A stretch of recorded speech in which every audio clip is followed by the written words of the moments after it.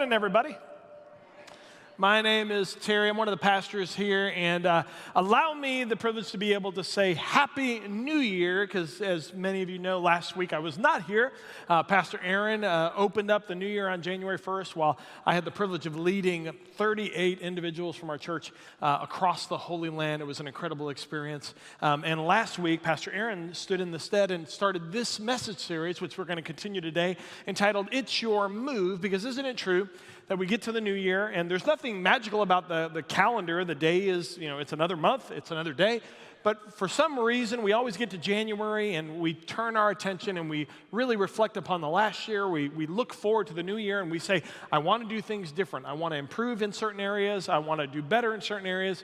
And we start out, many of us, working in that fashion, but then we get to November and December, and we look back and go, I really want it to be better physically. I really want it to be better spiritually. But for some reason, we fall flat in that area. And part of the reason is because we don't make the necessary adjustments to our daily lives in order to allow that to happen. So that's why we entitled this, It's Your Move. The power from us, we have the power to make choices, we have the power to make change, and what are we going to do, no matter what our circumstances, to be able to improve in many of those areas. In order to kick this off, I want to share something that happened, because Pastor Aaron talked last week about what is wisdom, and we talked about fear of the Lord is the beginning of wisdom, and today we're going to continue, and we're going to answer the question practically. So if you're not a Christian in this room, you picked a good day to come. If you are a Christian, you picked a good day to come, because we're going to talk practically about, all right, where does wisdom come from?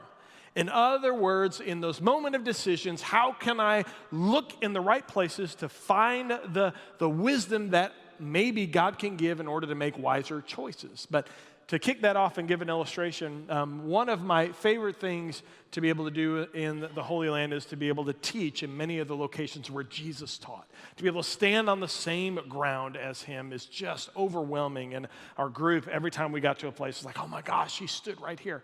And one of the places where we know that Jesus spent a lot of time on, because it is still there today, it's a place called the Temple Mount. Now, the Temple Mount is unique, and if you give me some time here, it's unique in that when you go up on the Temple Mount, you feel the weight of an elephant on your shoulders. It is unlike any other place you've ever been. And the reason why is for this reason. Do you know that Christians count the Temple Mount as the holiest place? The city of Jerusalem, it's the holiest place in our faith, okay? Do you know that Judaism, Jewish people, they count the Temple Mount as the most important place of their faith, because the temple of God rested on those grounds at one point. But also, the Muslim faith, it's the second and third most important aspect of the Muslim faith on the Temple Mount. There are two mosques, which are the second and third most holiest places for the Muslims, that sit on that Temple Mount. So when you walk up there, you feel the entire globe focused upon this place. But it's unique in this way. The Temple Mount is located in Jerusalem, which is in Israeli territory, Jewish territory. However, what you might not know is this. There's an agreement between the Jewish people and the Muslim religious leaders. Because you can go back in history at a period of time, the Muslims, they controlled that area. Now the Jews control that area. And so in order to make peace, what they decided is that the Israelis would control access to the Temple Mount. They would have security control of the Temple Mount. However, on the Temple Mount, the religious leaders, the Muslim religious leaders, would run the show. Which means that there are many times when I'm there with our church group, we can't go to the Temple Mount because we're not allowed for security purposes. However, this time, we were allowed to go. And one of the things you notice before you go up there, you have to go through intense security. You cannot carry a Bible. You cannot wear anything like a cross or anything and show it. Because if you do and you go up there, you will be yelled at, chastised, and kicked off the Temple Mount by the Muslim religious leaders. So our group went up there, and one of the things I do know, and it's fun, I've done this 5 times now, and our guide I've known for over 20 years, and he and I, we kind of know our styles, and I know the locations I'm going to teach. There are some that I teach, there are some that I don't because of logistics. The Temple Mount, you're not allowed to pray, and teaching is frowned upon. Also, guys, if you decide to take, a girl or, husband, you decide to take your wife and go to the Temple Mount, no public displays of affection. I got yelled at once. Put my arm around my sweetheart, and all of a sudden I had a Muslim religious leader, yeah! And I was like, oh, okay, don't shoot me. So we go up on the Temple Mount, and you don't teach there. And so I'm not prepared. I prepare every night before the next day, all the sites we're going to see to teach at each one of those. So I get to the Temple Mount. It's a break. It's the first site of the day. I don't have to teach here because it's not allowed. We go up there, and we go to the Eastern Gate. And the Eastern Gate is very important to Jews and to Christians for this reason. The Jewish people believe, because they don't believe Jesus is the Messiah, they believe that the Messiah is going to walk through that gate. As Christians, we know that Jesus is the Messiah, and do you know that on Palm Sunday, we celebrate the triumphal entry, and do you know what gate Jesus Christ rode into and walked into? The Eastern Gate. So we were on the Temple Mount, we went to that gate, which, by the way, the Turks walled up years ago, as if to say to Christians, there is no Messiah, or to Jews, there is no Messiah that's going to come through this gate. It's walled off. So we stand there, and I'm by the Eastern Gate, and all of a sudden, I never teach here, and Reuven, our guide, for whatever reason, he all of a sudden turns to me and goes, and now Pastor Terry is going to say a few words. You ever been in a place where you are not prepared, and all of a sudden, you got to make something up? So what do? I just want you to look at these surroundings. Isn't it amazing? Just look at this over here. And obviously, I've been there several times, and so I know the stories, and so I was able to teach on the triumphal entry and to be able to share with them the significance of this place. And I was surprised because you're not supposed to teach. And out of the corner of my eye, there's a religious leader who is standing for security purposes off to the side, and he's starting to pick up on us. And he's seeing that I'm addressing the group in a way, and the guides are allowed to share history, but religious pastors, we're not to teach, especially on their holy ground. So all of a sudden, the Spirit of God just takes a hold and speaks to me, and it's a passionate moment, and God says, Terry, you need to pray. And all of a sudden, I look at Reuven and go, Reuven, is it okay to pray? And Reuven looks and goes, very quickly. So I start, and the whole group is before me, and they all close their eyes. And I begin to close my eyes, and the Spirit of God said, Terry, don't close your eyes. And so I started to pray with my eyes wide open. And I didn't know why, but then it became very clear, because all of a sudden, this religious leader, security person off to the side who is looking at the group notices that all these Christians are closing their eyes. This pastor is teaching. This pastor is praying, and I'm going to come and kick the whole group off. And he walks up slowly to get a glimpse of my face, and he sees that this pastor is not with his head bowed and his eyes closed, but he is talking regularly to the group. What he didn't know is I was praying and talking to the group. By the way, if you're a part of the group and you're not supposed to pray, don't close your eyes, okay? You gave us away. I digress. But all of a sudden, he looks, he sees that I don't have my eyes closed, and he walks away. And we finish praying on this. And what a memory and a moment for our group. And it's as if God gave his heavenly wisdom in that moment. And boy, don't we wish that we could hear that like that in a moment when we make decisions. Well, today, hopefully, you're going to gain insight through God's word as to how we can grab that wisdom, how in the moment we can make wiser choices. I don't care if you're a single adult, if you're married, if you're a student, how can we grab that wisdom and make wiser choices? So where does this wisdom come from? We're going to start in the Old Testament, and then we're going to go to the New Testament. In the Old Testament, there's a guy by the name of Job. And Job, boy, he had a tough time, let me tell you. But Job was an honorable and righteous man. And he's going to speak to wisdom, and we're going to pick it up in Job. So let's jump to that passage of Scripture. This is Job 28, 20 through 28. Where then does wisdom come from? Where does understanding dwell? It is hidden, and I want you to key in on this and pay really close attention. We're going to come back to it. It is hidden from the eyes of every living thing, concealed even from the birds of the sky. Destruction and death say, only a rumor of it has reached our errors. You see, God understands the way to it, and he alone knows where it dwells. For he views the ends of the earth and sees everything under the heavens. When he established the force of the wind and measured out the waters, when he made a decree for the rain and a path for the thunderstorm, then he looked at wisdom and appraised it. He confirmed it, he tested it, And he said to the human race, the fear of the Lord, that's wisdom. And to shun evil is understanding. Now we're going to back up for just a second, and we're going to go to the beginning part because I think it's fascinating. He says that wisdom is hidden from every living creature. If you're a studier of God's word, or if you're not a Christian, I want you to lean in here. Anytime you see something like a matter of fact, I always, as a teacher, like to go to the opposite, which means this. Okay, if wisdom is hidden from every living creature, why is wisdom hidden from every living creature? It means that the natural tendency for you and I as a human being, it's as if God's saying, Terry, it's hidden from you because your natural tendency is to not seek wisdom. Does that make sense? Our natural tendency is not every time we make a decision to say, God, what does it say in your word before I make a decision about lunch? Falafel or shawarma, schnitzel or pizza. We don't do that. It's not our natural tendency. Instead, what we do is we lean on our experience, we lean on our friends, we lean on our parents. It's not our natural tendency to go to God's word. And so we say things like, well, my gut tells me, I feel like, I really desire this. I want this. I need this. I think this is what we should do. I don't want to do this, but you know what? I really, really want to. And so our decisions are not made upon wisdom. They're made upon what we know and what we think based on our personalities. Now, illustration. I drove a car for 16 years until it started falling apart. And I mean literally fell apart. The handles on my door started coming off. So my wife looked at me and said, you need to get a new car. Okay, so we had saved up for many years. I loved that car, finally traded it in, got a new car. And so when my birthday comes and my wife says, what do you want for your birthday? I said, you know what? I'd really like to get some new struts for the hood so it'll open and close automatically. Yes, I know, I'm weird. And so she goes, you really want that? Yes, I want that. Okay, so she goes ahead and buys it for me. It comes in a kit. And then she says, great, are you going to schedule a mechanic to do the work? And I said, mechanic.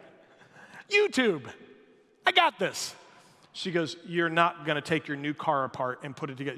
You're not a mechanic. No, I got this. I saw it on YouTube. It's really easy. I got it. I can do this. She says, okay.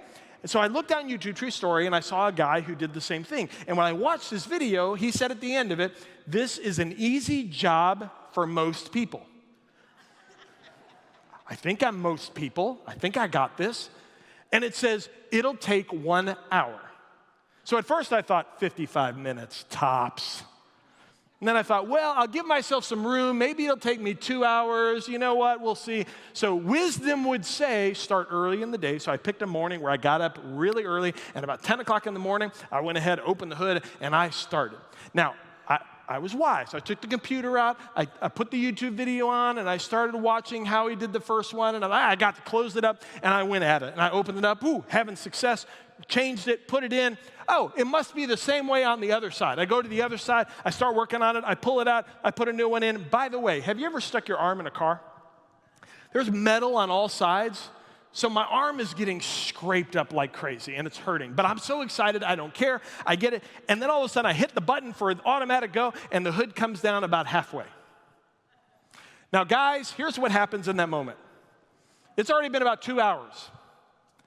And I literally had the thought, well, it's not too bad. Maybe I can look out from underneath and drive. Because I don't know what to do at this moment. So I pull the computer out, and I go back to the instructions, and I look at it and I realize, there's a little clip that I did not put on the right way. So I had to go in and I had to undo it. I undo that side, and now I'm frustrated because it's already been 2 hours. Now it's 4 hours, and I'm rushing to get it through, and I get it done, and all of a sudden I hit the button, and it doesn't move at all. And I'm like, you gotta be kidding me. And the reason why is because I was so frustrated and I was so moving because I know how to do this because I've already done it once. I put the left strut on the right one and the right strut on the left one. And it wouldn't work.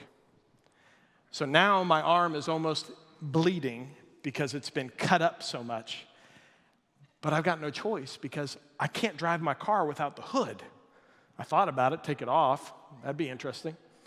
So then I finally had to go for a third time, and I pulled the video out, and I took note by note, decision by decision, and finally I was able to do it. This is a side note for all of you that are married. If you're a spouse of someone that's going through this, here's what you don't want to do. Please don't go outside and say, how's it going? Here's another one too, because this just really takes it downhill. Don't go out there and say, I thought this was only going to take an hour. We called the marriage counselor after that. I now have 10 sessions for free. I paid up front. Anyway, here's the point. Isn't it true that many of us, we can relate to that story because a lot of us, we just think we understand it. No, I got this. Wisdom, I got this, my experience. But here's what I've learned. There's a thin line between being a wise man and a wise guy. There's a really thin line. Because a lot of us, we think that we know it, and we don't want to listen. We don't want to pause. And so we're going to move to a guy in just a moment by the name of James. And James is going to give us practical. And he's going to give practical because what he's going to do is he's going to point us and say, look, you've been doing it on your own, Terry, but here's the truth. If you really want a better life and you really want wisdom, then there's only one place it comes from. And Job already mentioned it, and it comes from God. Martin Luther actually spoke to it. And here's what Martin Luther has to say about wisdom. He says this, you should not believe your own conscience or your feelings more than the word which the Lord who receives sinners preaches to you. And the minute that we start taking from our friends, our family, as opposed to going to God's truth is where we start tripping up. So let's go to James, and James is practical, New Testament. And James is going to share something about wisdom. Let's look in chapter 1, verse 5. James says, if any of you lacks wisdom, simple, ask God, who gives generously to all without finding fault, and it will be given to you. Now, I love this for a couple reasons. Number one, there's some of you that are frustrated, like, I've been asking God and I ain't getting anywhere, Terry. I cry out all the time and I don't know what to do. I'm just, it's crazy. But I love this for a couple reasons. He says, number one, ask God. And it says that without finding fault, it'll be given to you. In other words, it doesn't matter where you're at. It doesn't matter how far you've fallen away. It doesn't matter whether you go to church, whether you're a Christian or not. That's good news. If you're not a Christian watching online on the balcony and the floor, guess what? Even you can ask God for wisdom. Because he says, I won't find fault in you. I don't care who you are. If you ask for it, I'll give it to you. That's great. But here's the thing. There's a lot of us in this room that are frustrated because we say, Terry, I've been asking God and I'm not getting anywhere. I feel stuck. I feel paralyzed. I'm anxious and I'm indecisive. How many of you feel like that? And what I would say to you is very simple. Is a lot of us, we say that we seek God in these moments. But let me share this a different way. How many of you have ever been to a place where you need wisdom and you're about to approach a decision and you talk to a friend and a friend says, oh, you know who you need to talk to? You need to talk to Tom because Tom's been through exactly what you're going through and he can give you a lot of wisdom. You should call Tom. Oh, I should call Tom? Yes, you should call Tom. Oh, okay, I'll call Tom. And a week later, your friend comes up to you and says, hey, did you call Tom? Well, no, I didn't call him. You need to call Tom. And so then a week goes by, and all of a sudden your friend comes up and says, did you talk to Tom? And you look at him and go, well, I texted him. You need to not text him. You need to go to lunch with Tom. And then another week goes by, and your friend comes back. Did you go to lunch with Tom? Well, you know what? He texted me back, but I got busy, and I didn't want to do it. Here's the point. The point is, many times people tell us where to get wisdom, but we don't have the courage to go and actually find it. Many of us as Christians, we say that we talk to God and nothing's happening. But the truth is, many of us are texting God and we're not going to lunch with God. Because in order to go to lunch with someone, what do? You take time with that person. You sit with that person. You look that person in the eye. You share every detail about your experience. And then you pause, and then what do? You listen for the other person to be able to share and give insight within it. How many of us have given God enough time to be able to hear our hearts, and we've spoken it, and we've taken the time to actually listen? How many of us have gone to lunch with God? Or are we just texting him? Hey, God, I really, really need an answer here. And so, God, if you can really just tell me what to do. And then God says, hey, how about we do lunch? Well, I really don't have time with that, God. I really, really need to know your answer. Well, why don't you share your heart? Again, you know all the details, God. Supposedly, you know everything. So why do I need to tell you? Because you already know everything. So why am I having to go through this process? And we look at God and we just want to text with him. We don't want to go to lunch with him. And so God says, you want wisdom? Go to lunch with me. Ask me. I'm faithful to give it, but don't text me.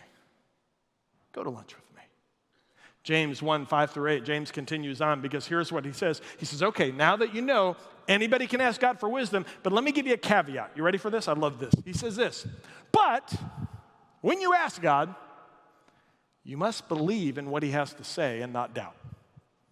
Because the one who doubts, you're like a wave of the sea, blown and tossed by the wind. That person should not expect to receive anything from the Lord. Such a person is double-minded and unstable in all that they do. How dare God say that about me? How dare he say I'm double-minded?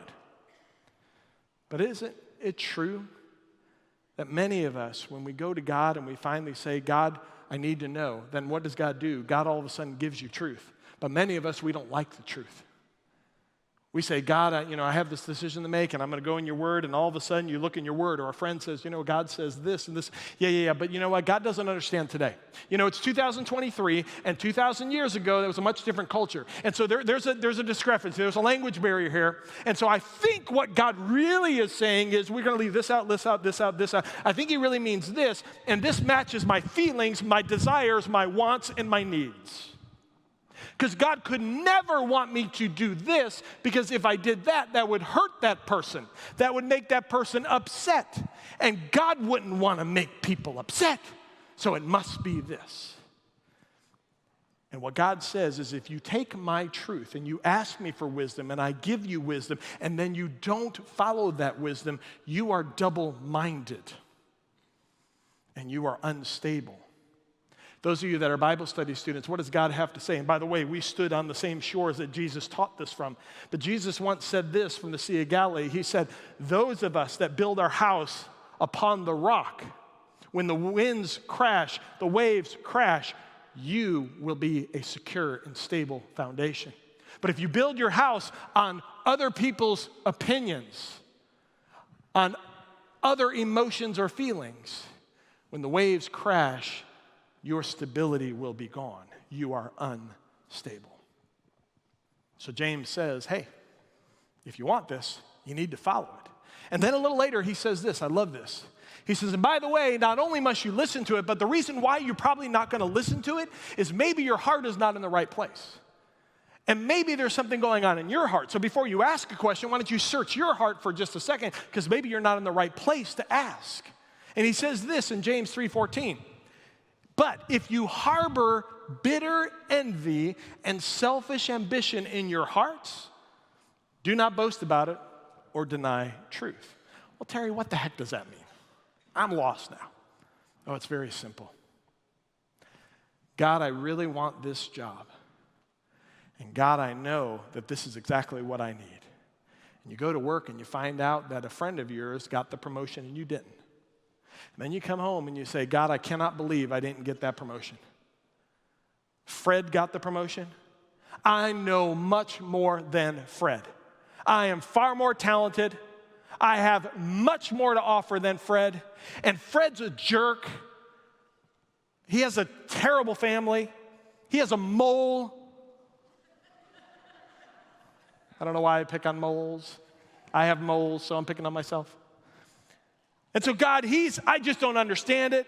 And all of a sudden, you stop talking to Fred, you stop looking at Fred, and that's what James is talking about. When all of a sudden you don't get what you want, then you start looking at others, and when they get ahead farther than you, then guess what you do? You harbor bitterness, you harbor envy. And what James is saying is, look, if you want wisdom from God, you better not have that in your heart. And don't talk about it. Well, Terry, how am I going to talk about that bitter envy? How many of you have ever had something happen to you and you're not happy about it, and you go to lunch with a friend? It's amazing. We find time for those lunches. And you go to Tom, and you go to Tom, can you believe this? Yeah, my boss, he's a jerk. He is such a jerk.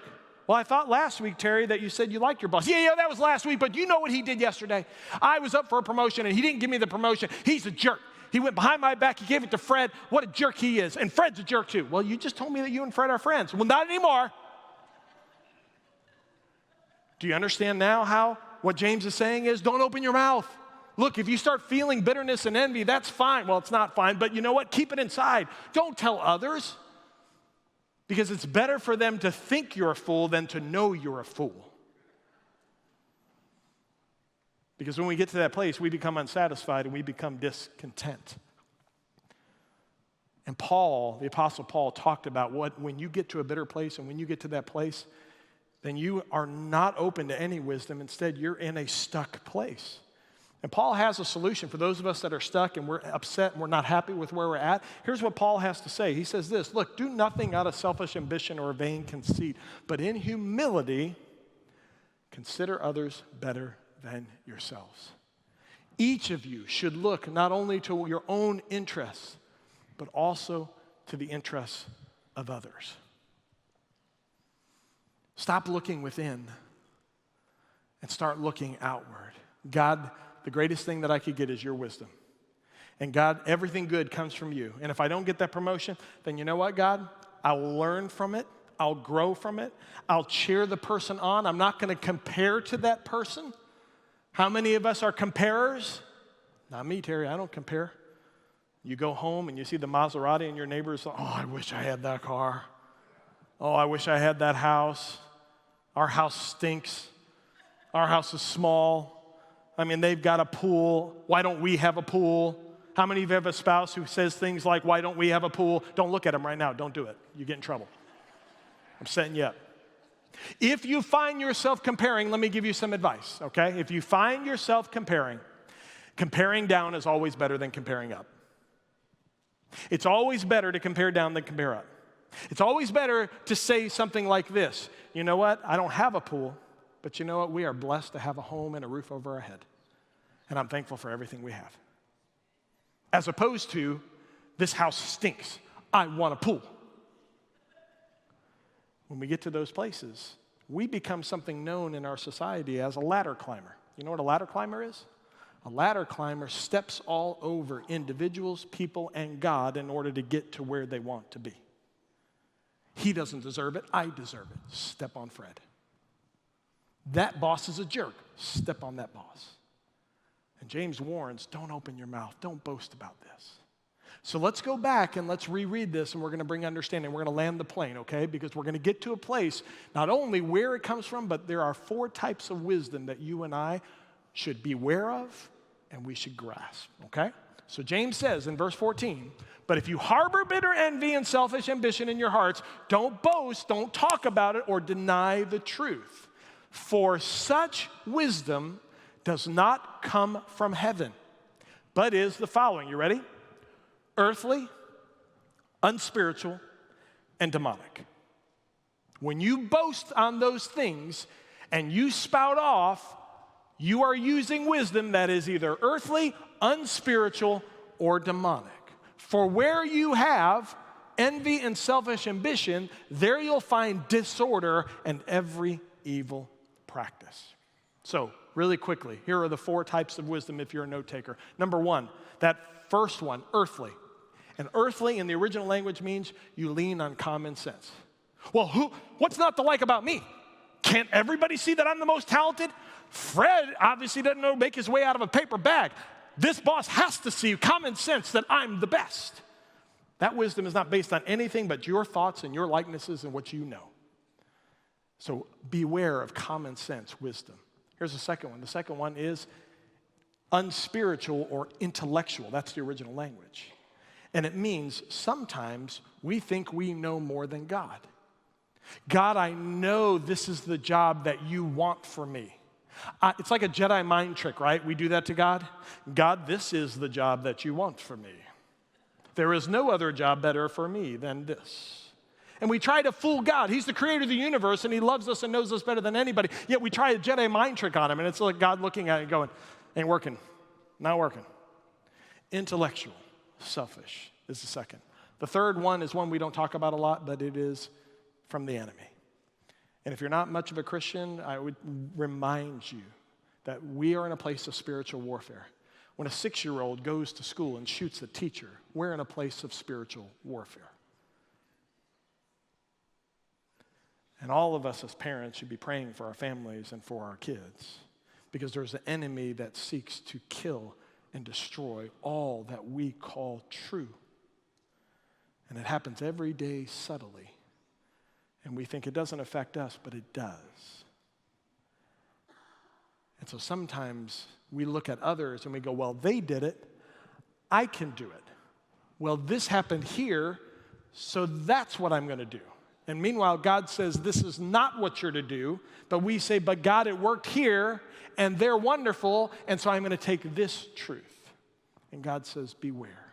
Don't let it be earthly, don't let it be intellectual, and don't let it be from the enemy. Instead, the fourth one, to bring us up, the wisdom we should desire is called divine.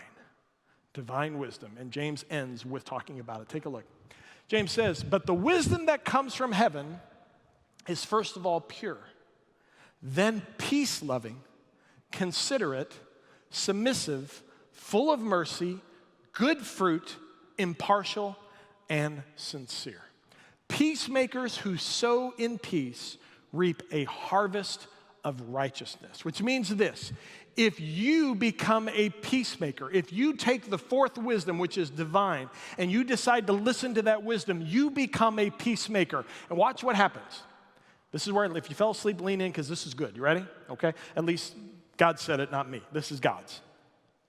What's amazing about this is that the wisdom that comes from heaven requires us to have peace, impartiality, which means God's number one thing that he desires from you or I, if you fell asleep, do you know what God desires between you and I and him more than anything? Relationship.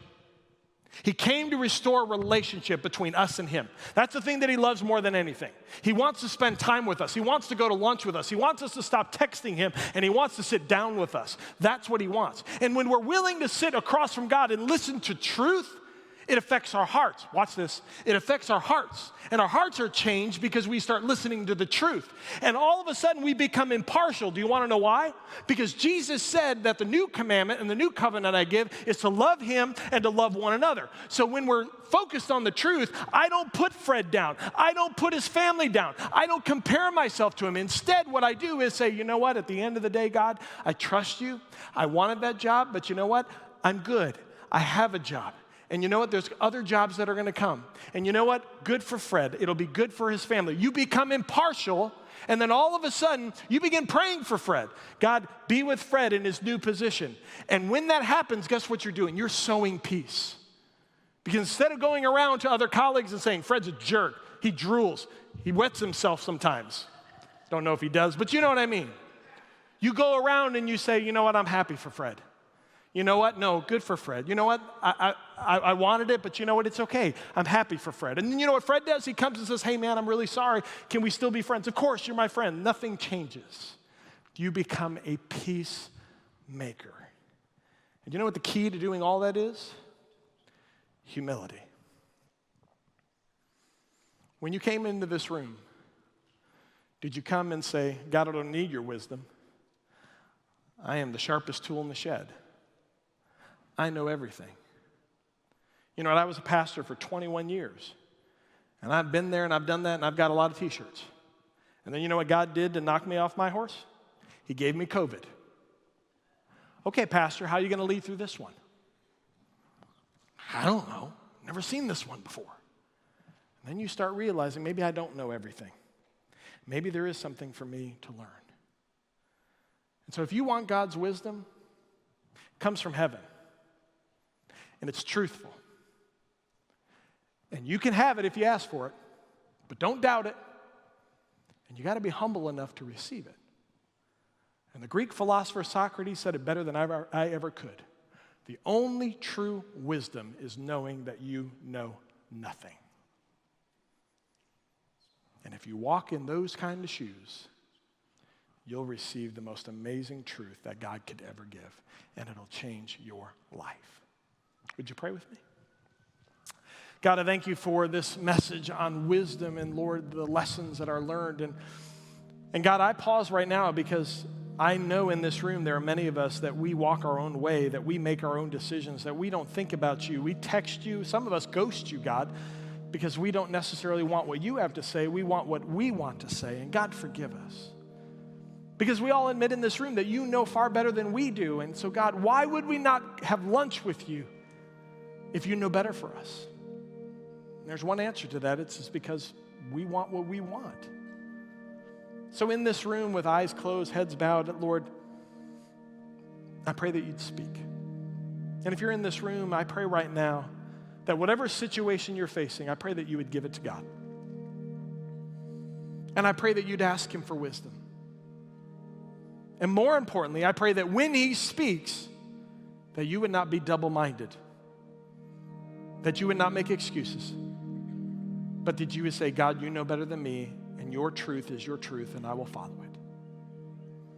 And so, God, for every person in this room today that has made that decision, that are opening their hearts, that are admitting that they don't know everything, God, I pray that you would change their hearts and their lives, and that we would be restored more and more every day to you. We love you, Lord. Thank you for this new year and the opportunity it brings. For it's in your precious name we pray. Amen. God bless you.